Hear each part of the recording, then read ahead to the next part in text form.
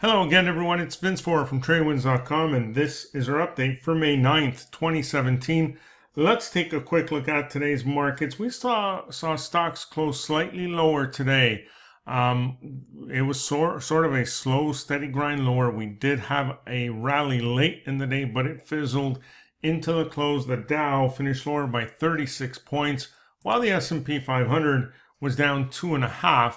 The Nasdaq put in another fresh new high. It was up 18 points at the close, mostly due to a handful of stocks. One of them we'll talk about in just a moment. And the Russell finished pretty much flat on the day. Now, bonds were also flat. TLT finished down just by a penny. Gold was down a little more dramatically, down about 11 points again today, and seems to be in free fall mode here, while crude also continues its descent. At the close, it was down another 49 cents. And, we also heard late in the day, which really was the cause of this breakdown. Let me show you by going to a 5-minute chart here on the Dow. Here's today's action. Here's that late day rally.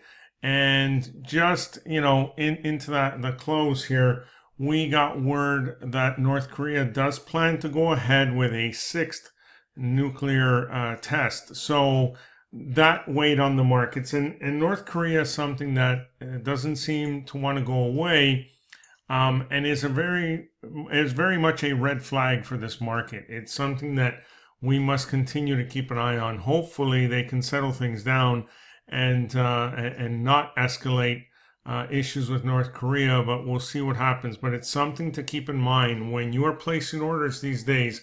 Understand that any news out of North Korea can quickly turn things around. So protect yourself, keep fairly tight stops, and keep an eye on your positions. Now, back to the Nasdaq, we did see an overall gain, again, due to a handful of stocks. One of them was Tesla.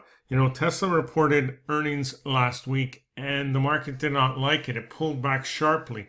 But in just 3 trading sessions, it more than made all of that back up. And now we once again start seeing momentum behind this move. We start seeing a slope higher in that 20-period moving average. If you look at the weekly chart, beautiful trend and momentum in place.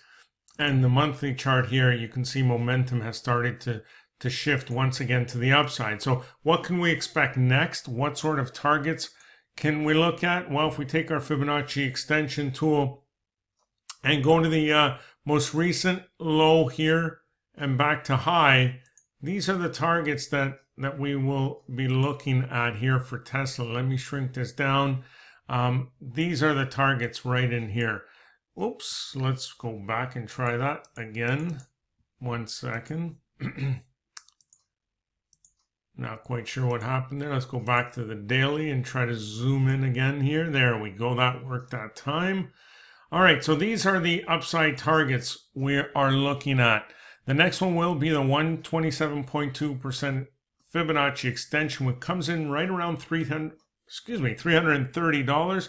Then we're looking at just above 350 and eventually 416 or so. So those are the upside targets. Remember, this is at all-time highs.